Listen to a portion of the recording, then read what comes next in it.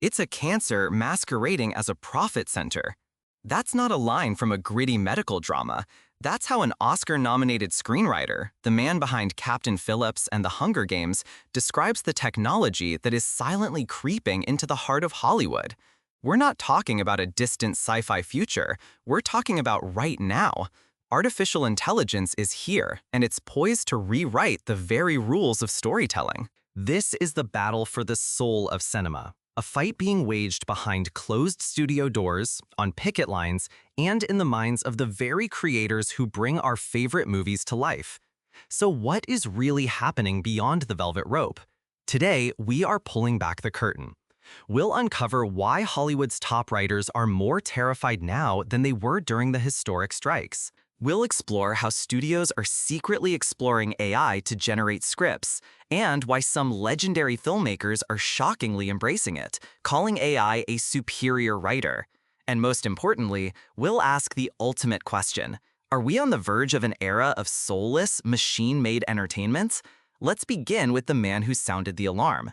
His name is Billy Ray. You know his work, even if you don't know his name. He wrote the screenplay for Shattered Glass, the tense thriller Captain Phillips, and helped shape the blockbuster The Hunger Games.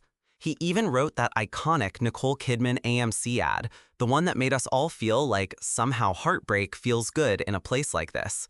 He is, in his own words, an unapologetic human being, and since its launch in November of 2022, he has never once opened ChatGPT. Not to fix a clunky line of dialogue, not to brainstorm an idea, nothing. To Ray, generative AI isn't just another tool like Final Draft software. It's an existential threat. He sees it as a force that doesn't just erode storytelling, but the very essence of the storyteller. He says, "My level of imposter syndrome, neuroticism, and guilt is high enough while I'm working my ass off. There's no way I'd make myself feel worse by letting a machine do my writing for me. Zero interest." This isn't just creative anxiety. This fear became the front line of a real-world battle during the 2023 writers' strike. The Writers Guild of America fought for and won what seemed like landmark protections. Their new contract language was precedent-setting. Studios can't force writers to use AI, and anything generated by a machine can't be considered literary or source material. It was hailed as the first real attempt to put limits on a technology that was moving at a terrifying speed. But for Billy Ray, and many others, it wasn't nearly enough. The tools, he warns, are getting exponentially more powerful, and the adoption is already happening, quietly, behind closed doors. "What I'm hearing anecdotally," Ray says, his voice a mixture of weariness and outrage, is that studios and streamers are putting more and more time and energy into exploring what AI can do for them. The result will inevitably be chaos, bad movies, bad TV shows, and a lot of people out of work. His alarm is greater now than it was during the strike, and he has every reason to be worried. Consider this. According to the Writers Guild's own 2024 financial report, the number of its members reporting earnings fell by nearly 10% from the previous year. And compared to 2022, that number has plummeted by more than 24%. The anxiety is not theoretical. It's being felt in the bank accounts of thousands of writers who already hustle from project to project. The prospect of studios using AI to shrink writers' rooms, eliminate crucial junior positions, or even generate entire first drafts is no longer a dystopian fantasy. It's a clear and present danger. Ray is now urging the union to move faster, to put up firewalls before the next round of contract negotiations. He even argues that the public has a right to know when they're watching something written by a human. If all Hollywood has to offer is a bunch of warmed-over AI bulls, he asks, why would someone turn away from TikTok or YouTube? But while writers like Ray see a terrifying apocalypse on the horizon, a different narrative is being spun just a few miles away. In the spring of 2023, with writers and actors walking the picket lines, Hollywood's first AI on the Lot conference opened its doors. It was a bold display of tech optimism in the middle of a massive labor dispute. The organizer, Todd Terrazas, said, "We thought we were going to have picketers off front, but sure enough, there was none of that." 600 people showed up and really leaned into how this technology could expand the industry. By this year's conference, the crowd had nearly doubled to 1,100 attendees, a mix of filmmakers, startup founders, and executives from tech giants like Google, Amazon, and OpenAI. The vibe wasn't fear, it was excitement. But there was a noticeable absence: writers. Terrazas admits AI is a touchy subject for writers because their work is so personal. But the tech world sees an opportunity not to replace writers, but to assist them. Amit Gupta, the co-founder of an AI writing tool called PseudoWrite, interviewed screenwriters to find out what they really needed help with. The answers were surprisingly mundane.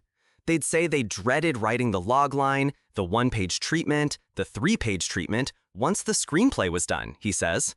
These were the tedious, formulaic tasks his AI platform could automate, freeing up the writer to focus on the truly creative work. Gupta pushes back on the doomsday vision of AI churning out entire movies. He says that while AI can generate a script, you probably wouldn't enjoy watching it. Not yet, anyway. What excites him is the potential for co-creation, where a human is still firmly in the driver's seat. He believes that learning how to craft the perfect prompt for an AI will become a crucial skill set, just like programming or writing itself. Once you get adept at handling it with precision, he says, it feels like a tool, not something doing the work for you.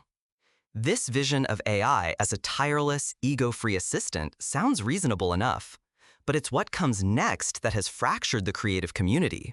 What happens when you go beyond just writing loglines and start treating AI like a collaborator, a creative partner, or even a master? This brings us to one of the most shocking twists in this entire saga, coming from a true iconoclast of American cinema.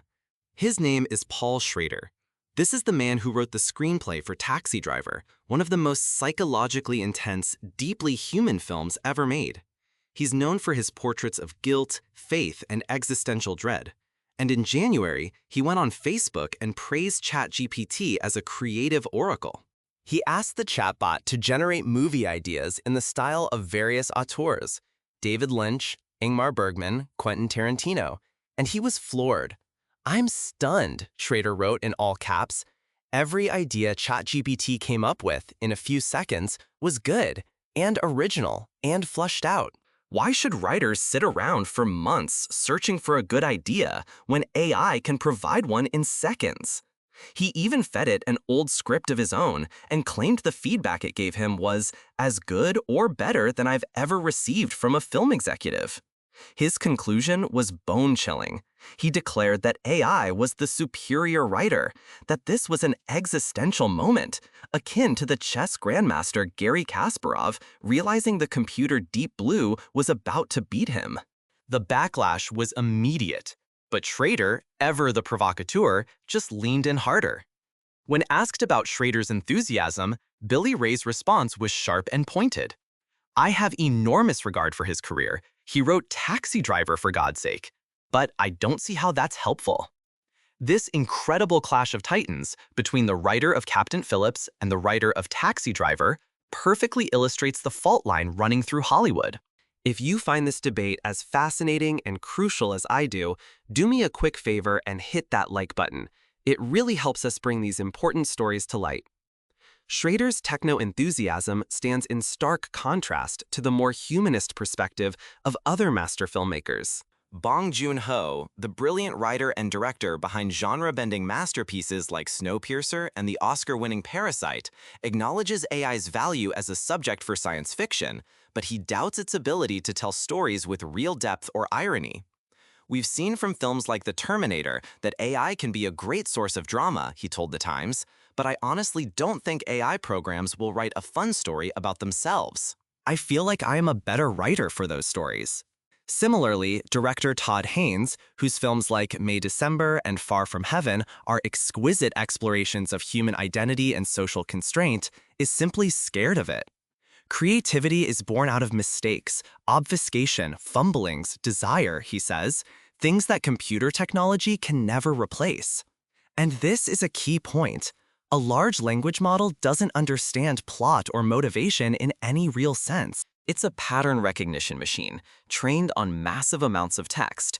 It can stitch together scenes that feel plausible on the surface, a couple arguing in the rain, a soldier saying goodbye before a war, but it can't understand what those moments mean. It can't shape them to make an audience feel something lasting, something true. And there's another, more insidious problem. Where did these AI models get all their training data? Several film and TV writers say they are horrified to realize their own scripts, their life's work, are likely being used by tech companies to train AI models without their permission or compensation. They are now pressuring studios to take legal action. Roma Murphy, a young writer and co-chair of the Animation Guild's AI committee, says she is certainly not going to type her own ideas into a platform and just hand them over for training. She sees the output as nothing more than a cheap party trick. I have yet to meet someone who is still thinking about their AI screenplay more than 12 hours later, she says.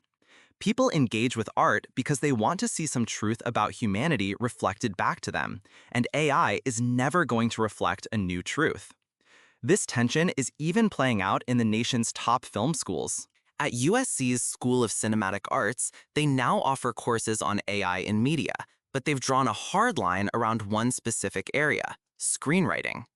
Holly Willis, a chair at the school, says they've been very intentional about protecting that early phase when students are figuring out who they are as writers. They need space to develop their own voice and stories, she explains, before turning to tools like this. So, where does this leave us? Perhaps the most nuanced perspective comes from a filmmaker who stepped into this gray zone almost a decade ago. His name is Oscar Sharp. Back in 2016, he set out to see what would happen if a computer tried to write a sci-fi screenplay. The result was a short film called Sunspring, scripted by a neural net named Benjamin, that had been trained on dozens of sci-fi films from the 80s and 90s. The film was surreal, often nonsensical, but weirdly compelling. Today, Sharp is far more cautious. He suspects that many more people in Hollywood are using AI than are comfortable admitting it.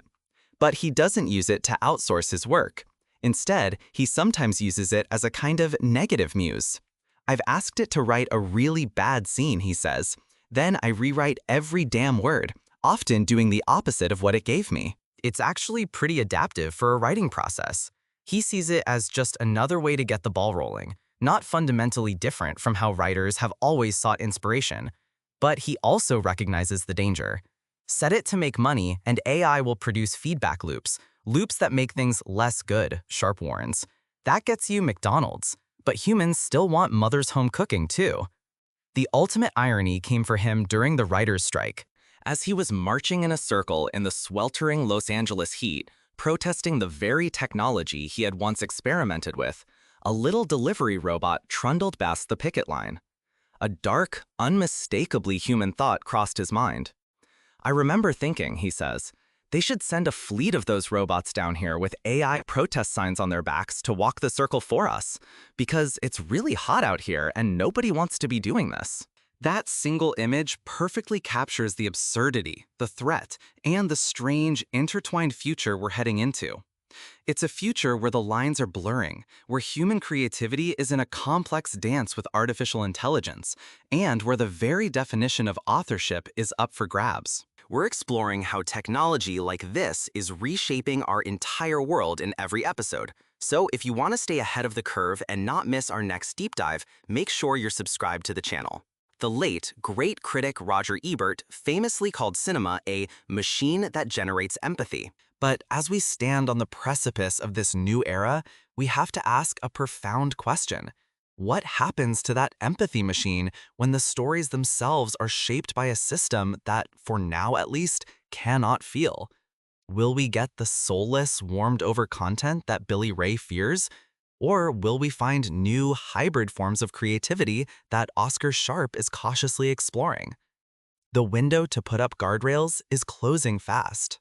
And as Hollywood barrels toward this uncertain future, the final question might not be whether a machine can write a movie, but whether we, the audience, will be able to tell the difference, or if we'll even care. The credits are rolling on an entire era of filmmaking, and no one is quite sure what the next scene will look like.